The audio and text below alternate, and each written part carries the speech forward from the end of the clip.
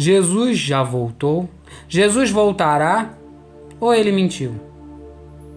Segundo a teologia cristã tradicional, Jesus ainda vai voltar e alguns sinais precederão a sua vinda. Rumores de guerra, pestes, grandes desastres naturais como terremotos, fome. Os 4 cavaleiros do Apocalipse serão libertos lá da prisão. A reconstrução do templo em Jerusalém. O aparecimento da novilha vermelha. Ou seja, esse tema é bastante criativo, segundo a teologia evangélica. Mas e se a gente ler a Bíblia? Só ficar com a Bíblia. Vamos esquecer os grandes pregadores. Vamos ficar só com a Bíblia. Ler ali de forma literal, com uma interpretação honesta. Será que a gente consegue extrair da própria boca de Jesus sobre a sua vinda? A primeira coisa que a gente tem que entender é quando será a sua vinda. Em Mateus 24, Jesus ele lista uma série de sinais que, segundo a teologia evangélica, precederão a sua vinda. Rumores de guerra, terremotos, pestes. E no versículo 34, ele diz o seguinte: eu asseguro a vocês que não passará esta geração até que todas estas coisas que ele está listando lá em cima, que eu acabei de falar, aconteçam. Mas ele está dizendo que não passará esta, pronome demonstrativo de algo presente, de algo que está ali no momento. Português básico. Não passará esta geração, ou seja, a geração presente na época dele, a geração da qual ele faz parte. Se não vai passar a geração de Jesus, significa que quando entrar outra geração que não seja de Jesus, ele já voltou. Mas quanto tempo dura uma geração? Vamos ver quanto tempo dura uma geração. Números 32:13.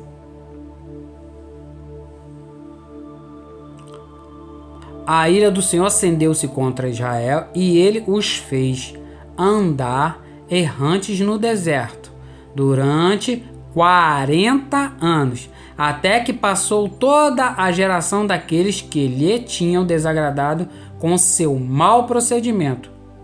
Isto é, a geração bíblica, ela abrange 40 anos. Então significa que Jesus, ele voltou antes de 40 anos. Antes de findar os 40 anos. Significa então dizer que é praticamente impossível de Jesus ainda vir no ano 2000. Porque 40 anos para 2000 é muita coisa. Mas, se for assim, Jesus está dizendo que ele vai vir para as pessoas da época dele, para os seus contemporâneos. Será que existem outras referências que Jesus falou a mesma coisa? Vamos ver Mateus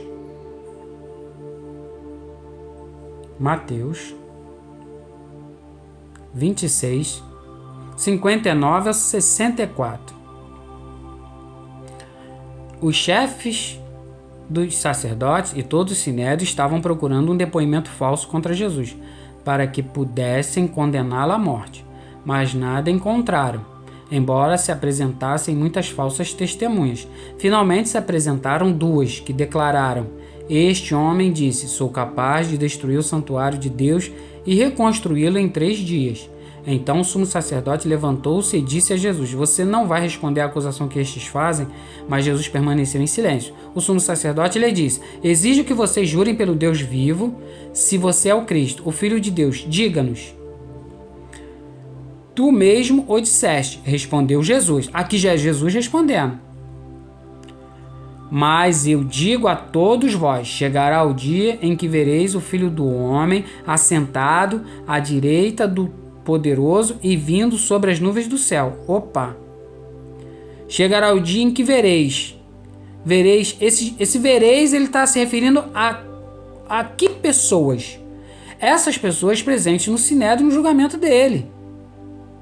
Ele está dizendo que essas pessoas que estavam lá com ele veriam ele assentado à direita do Pai e vindo sobre as nuvens. Será que tem outro versículo? Para a gente reforçar mais um pouquinho? Que Jesus afirma que ele viria para os da época dele e não nos dias de hoje? Capítulo 16, 27 e 28. Pois o Filho do Homem virá na glória de seu Pai com seus anjos, e então recompensará a cada um de acordo com o que tenha feito. Garanto a vocês que alguns do que aqui se acham, ou seja, alguns dos que estão ali com ele, há 2000 anos atrás, não experimentarão a morte antes de verem o Filho do Homem vindo em seu reino. Então Jesus está dizendo que garante que algumas pessoas que estão ali com ele não experimentariam a morte, não veriam a morte, não morreriam sem antes ver ele vindo em seu reino, com os anjos e na glória de seu Pai. Mas será que essa vinda não é espiritual? Você deve estar confundindo, você está falando, mas de repente é espiritual. Então vamos ver. Atos 1:11. Atos 1:11. E eles ficaram com os olhos fixos no céu, enquanto ele subia. De repente surgiram diante deles 2 homens vestidos de branco, anjos, que lhes disseram: Galileus, por que vocês estão olhando para o céu? Este mesmo Jesus que dentre vocês foi elevado aos céus, voltará da mesma forma como o viram subir. Então, se Jesus vier de forma espiritual, tá certo aqui. Eles estão vendo Jesus em espírito e Jesus vai voltar em espírito novamente. Da mesma forma como o viram subir, ele vai voltar. Voltará da mesma forma como o viram subir. Né? É interessante. Mas vamos ver aqui Apocalipse 1:7. Eis que ele vem com as nuvens, e todo olho verá, até mesmo aqueles que o transpassaram. E todos os povos da terra se lamentarão por causa dele, assim será. Ele vai vir sobre as nuvens, todo olho verá, até mesmo os que o transpassaram. Mas quem transpassou Jesus? Que vai ver ele vindo também. João 19,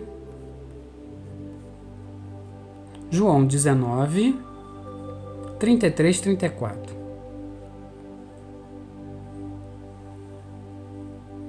Mas quando chegaram a Jesus, constatando que já estava morto, não lhe quebraram as pernas.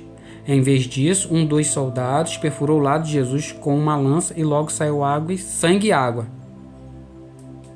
Então, mais uma vez, Jesus está dizendo que pessoas da época dele veriam ele vir na sua glória.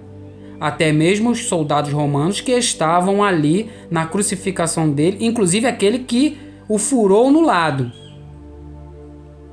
Aí, como nós lemos em Atos 1:11, que da mesma forma que o anjo falou, que da mesma forma que ele subiu, ele iria descer novamente, da mesma forma.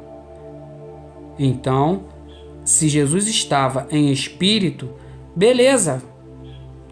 Jesus vem em espírito, mas ele vai vir em carne e osso agora pra gente, porque naquela época era um sentido figurado em espírito, não é?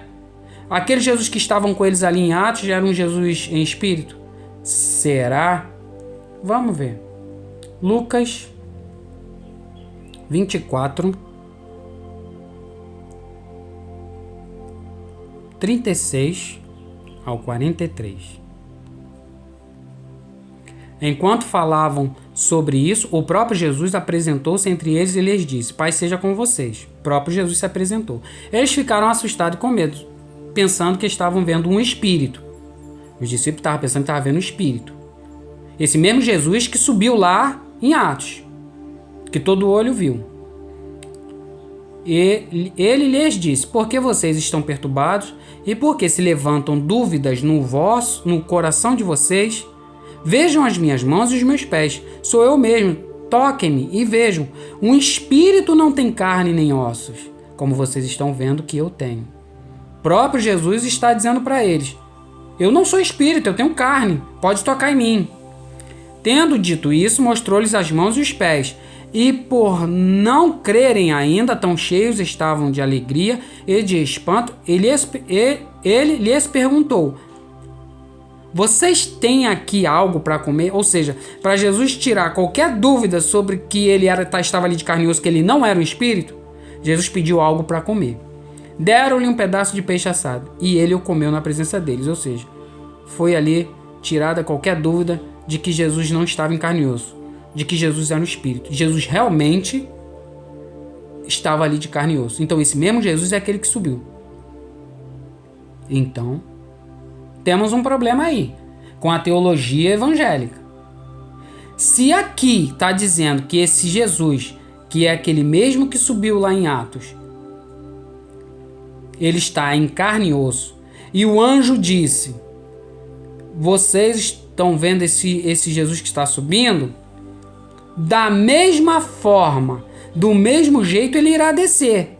Ou seja, ele irá descer em carne e osso. Se ele veio para os dias daqueles que viviam com ele lá naquela época, você sabe de algum relato que Jesus voltou em carne e osso de novo para os contemporâneos dele? Então, ou a teologia evangélica está totalmente errada, ou Jesus mentiu. Eu não sei mais o que dizer, porque eu estou lendo apenas a Bíblia, literalmente. Eu estou lendo a palavra de Deus e as próprias palavras de Jesus. O anjo disse que da mesma forma que ele subiu, ele ia descer. Se ele estava de carne e osso, e se ele ia vir para os contemporâneos, para aqueles dos dias dele, para aquele da época dele, para a geração dele. E se a gente não tem nenhum relato que ele não veio em carne e osso de novo, significa dizer que ele mentiu.